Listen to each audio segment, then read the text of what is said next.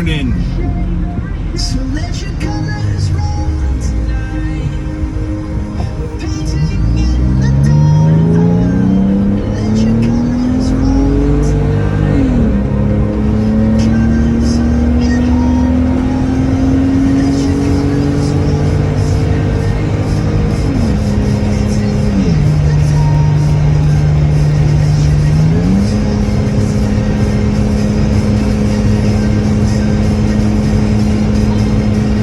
In LS swap.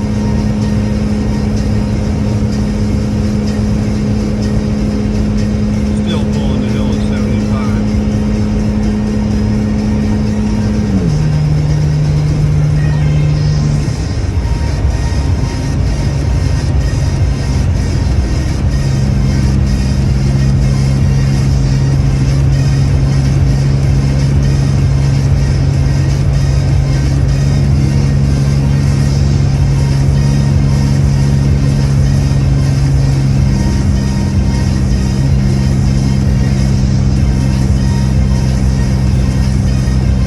So I don't know if I've ever posted a picture of this, but this is 2017 Rubicon with Fusion 4x4 60 Elite axles under it, running a rock crawler 4.5-inch X-Factor long arm, free-lead front and rear, and everybody makes comments, oh, free-leads are so unstable on the road.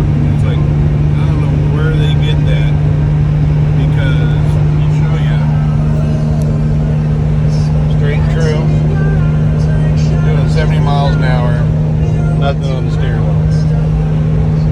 So, never had an issue.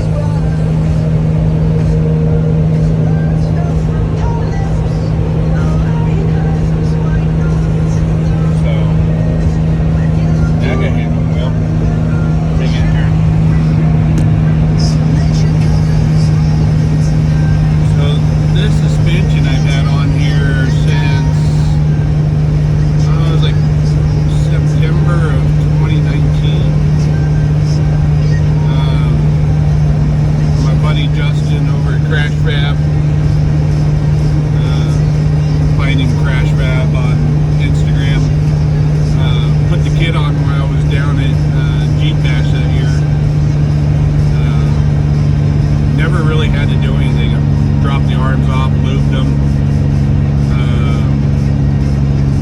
Let's grab a gear. And so, but this Jeep's been around. It's been out on all the trails up here in NorCal or SenCal, however you want to do it, because we're in Sonora, which is near Yosemite. So we've got access to Rubicon, Slick Rock, all little trails that you would find up in our area. We can go up the Immigrant Trail, rock pile up above us, or we can go over to Sourgrass, like the video you see with Trail Recon. So today, on the way over to my shop, Adam, or that one dude's gonna come over there and finish working on his rig. I'm sure Josh 11s will show up. So, yeah. So this was coming through what was, I guess at one point, township of Standard, not much of it.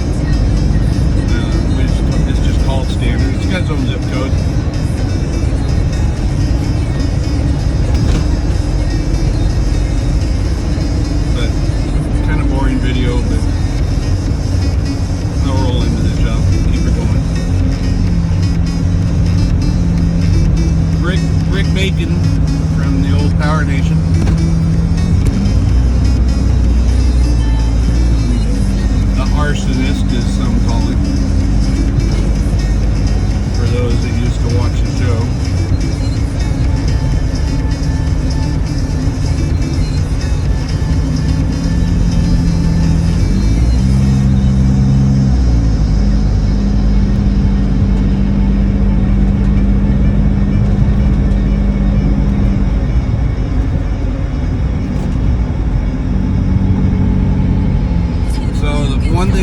3-link is I can go through the corners nice and easy, or I can make it look totally bizarre from behind just by cranking the wheel just a little bit to get the Jeep to roll over, just get it to flop. I'm not scared, it's not gonna flop, it's just the anti-rocks in the front just allow it to do that. And maybe but I'm also running the stock sway bar in the back with a relocate kit. Maybe if I put the anti-rocks on it in the rear, it'll do something, but it works the way it is. I flexed it for the first time yesterday since I put the Fusion 4x4 60s on it, but I haven't really. I need to do some trimming because obviously doing the 40s and then with the X Factor 4.5 long arm, it stretches, so I hit the back corner of the tub. But I'm also running 40-inch tires, so. But I stayed with the 513 gears. I didn't want to go to the 538s. Still running E-lockers that were put in. So, is what it is. Here's a complex that my family owns.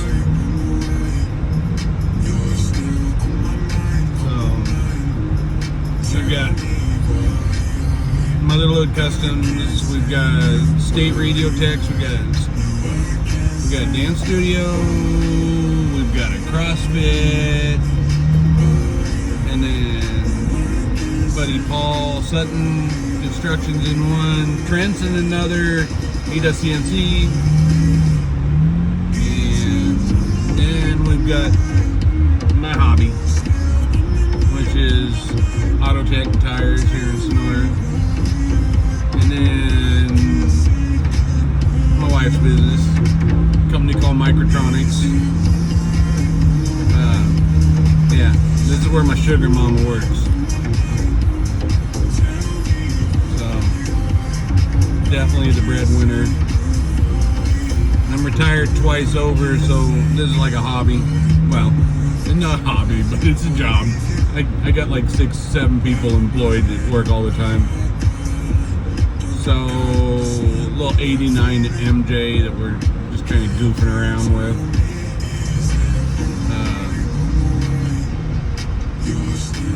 So, this is my buddy Ed McClellan's C-Series truck. So,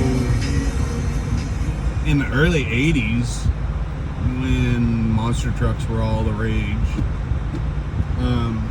this was the Sacramento, I think it was 83, 84, 85 Mud Champion. Yeah. It's got a small block Keith Black in it. And yeah, neat little truck. And then this is what we're playing with today.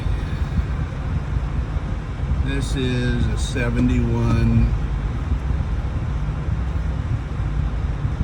Gladiator. So in 1971 was the last year that Jeep referred to the truck as a Gladiator. So here we are, 2021, 50 years later, and Jeep obviously has the Gladiator out.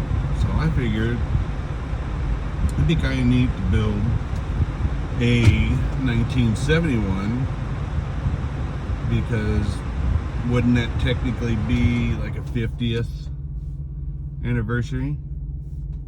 Well, my opinion is, and they've been making them a lot longer than that. They go back into the 60s. But I'm gonna build this one out and do a little bit different. Today I'm gonna pull the bed off of it, get it onto the cart you see over there in the distance by the other junk YJs. And get it in preparation of getting it soda blasted, so then the inside of it can be rhino lined and the underneath can be rhino lined. But I got to talk to the body guy, because I don't think I want to do that first. I think he needs to do his external body work, get it prepped for paint, and do the rhino lining last. I don't know. I just don't want any rusting flash after I get it soda blasted, because obviously soda blasting is with water and soda, and it'll want to rust immediately. Or I think I read or watched a video that something about the soda blast, it doesn't rust right away. I don't know. So, yep, we'll get on that today. Yeah, probably use Pegasus to sit there and pull it out. It's got no steering. Well, it's got no intermediate shaft, I should say.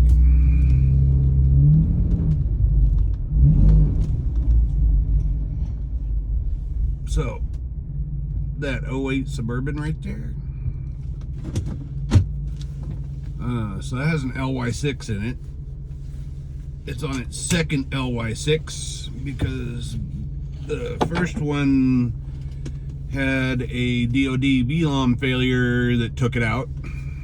And that's actually the engine that I am going to be putting in that 71 J2000.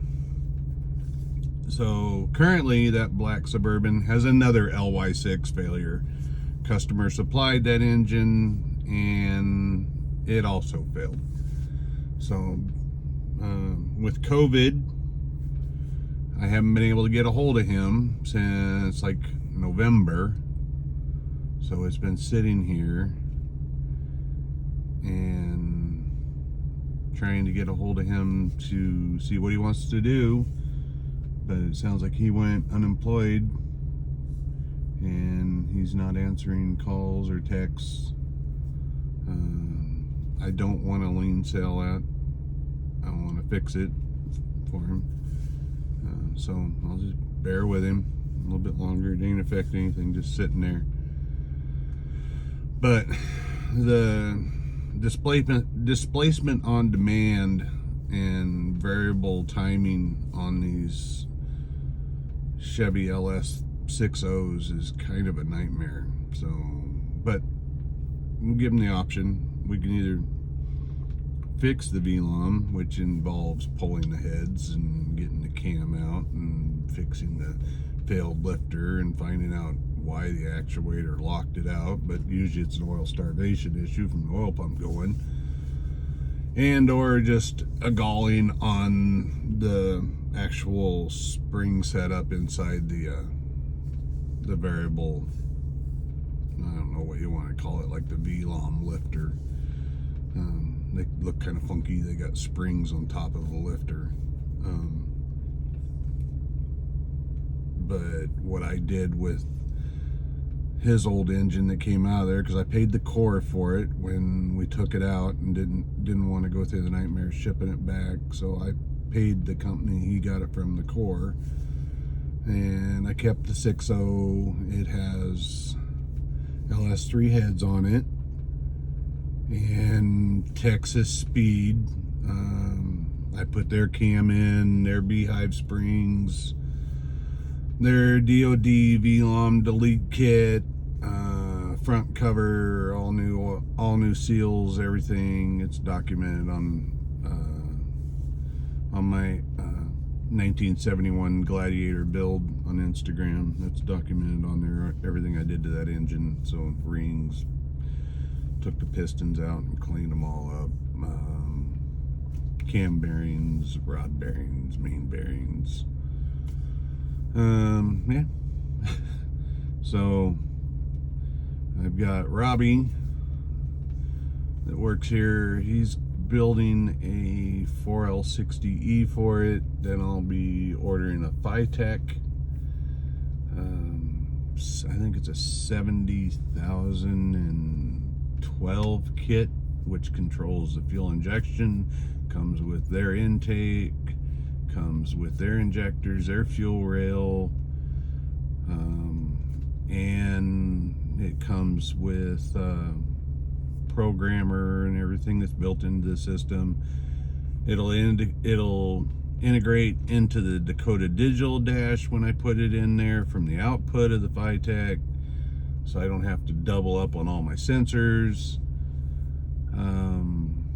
And since I'm putting that on a JKU, or it's a 2017 Rubicon frame, which is exactly what I'm driving here, I'm going to be putting the exact same lift as on Pegasus underneath the 71.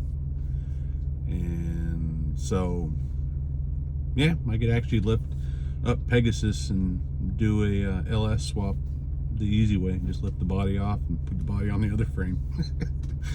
But we'll do that at some other time. And found a company, can't seem to get them to get back to me. Motec, I've talked to Robbie at Motec.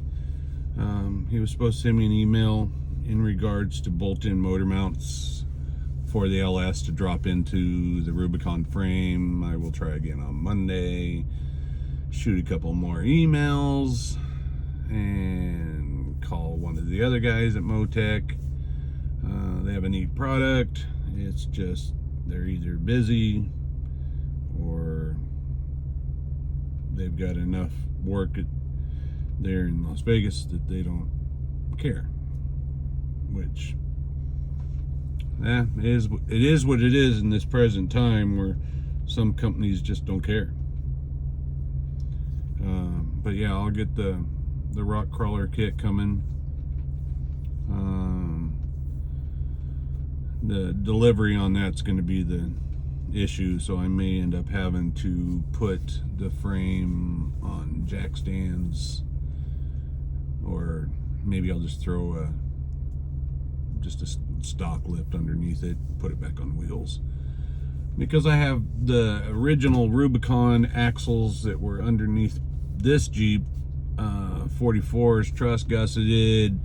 They were already obviously set up for this system, so all I literally got to do is put the mounts on the frame, cross member on the frame for the long arms, and then I put the long arms on themselves and bolt it all up. Check the max compression, max droop, which I already know what it's going to be because it's already on this system. The only odd man out will be where the LS and the 4L60 set, to see if there's any interference with the 3-link in the front coming up on the left hand side, because some guys want to use long headers on doing the LS swaps. But since I'm not going to have a body on there, I can go ahead and put stock LS torquer, or not stock, but like shorty exhaust manifolds to develop for torque, because I'm not going like totally crazy. I could just sit there and I just want the low end grunt out of this truck, but I can tune it for both with the thing.